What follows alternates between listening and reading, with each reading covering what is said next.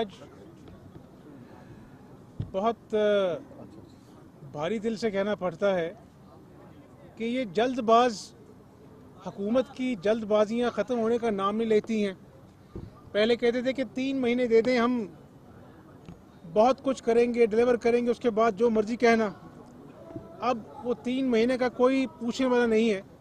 आज ऐवान में आम आदमी के मैंडेट का कत्ल किया गया है। यानी आप इससे अंदाज़ा लगाएं कि पूरे पंजाब में 36 अजला में 60,000 मुंतखब नुमाइंदे हैं। यूनियन काउंसिल की सतह पर, डिस्ट्रिक्ट की सतह पर, और आपकी अपना जो है वो निचली तरीन ग्रास रूट लेवल पर, वार्ड की सतह पर।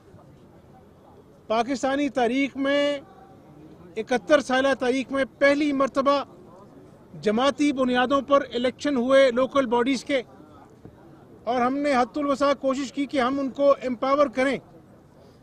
आज हमने यही कहा, हमारे अरकान सूबाई असम्बली ने लोकल बॉडीज़ बिल पर अपने तहफ़्फ़ुज़ात का बरमला इजहार किया कि आपको जल्दी किस बात की है।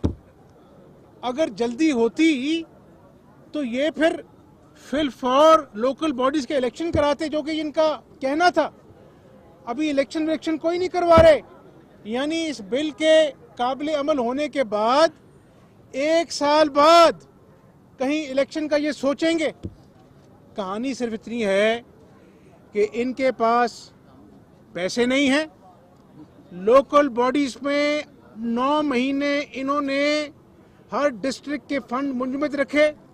आज वो अपने लोगों में बंदर बांट करने के लिए एडमिनिस्ट्रेटर बिठाकर मुंतखब नुमाइंदों का कत्ल करके, जिनको अवाम ने मुंतखब किया, आज एडमिनिस्ट्रेटर बिठाकर अपनी मन मर्जी से, मनमानी से उन फंड्स की बंदर बांट करनी है। तो ये आज इन्होंने मैंडेट का कत्ल किया है। और चीन जाकर मौसूफ कहते हैं मैंने 5 अरब दरख्त लगा दिए। वो स्लिप ऑफ टंग था। कहते थे कि जो यू टर्न नहीं लेता वो लीडर नहीं होता। ऐसे लोगों से पाकिस्तानी कौम खैर की तोक्का करती है।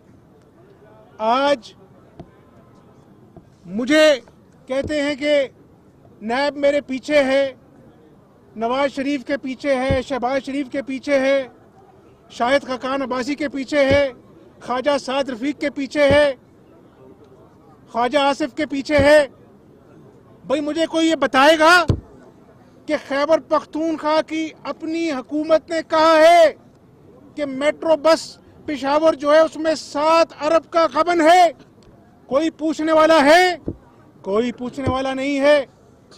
आजम सवाती, जिसको सुप्रीम कोर्ट के कहने पर उससे इस्तीफा लिया गया, जिसने जमीनों पे कब्जा किया, एतराफ किया, उसको नियाजी साहब ने आज दोबारा अपनी काबीना की जीनत बनाया है। ये नया पाकिस्तान इसे कहते हैं। जहांगीर तरीन, जिसको सुप्रीम कोर्ट ने कहा यह झूठा है, नियाजी साहब उसको बड़े शौक से अपनी काबीना में भाषण देने के लिए बुलाते हैं कि ये एग्रीकल्चर का एक्सपर्ट है। ये खेल तमाशा नियाजी साहब लोगों ने बहुत देख लिया।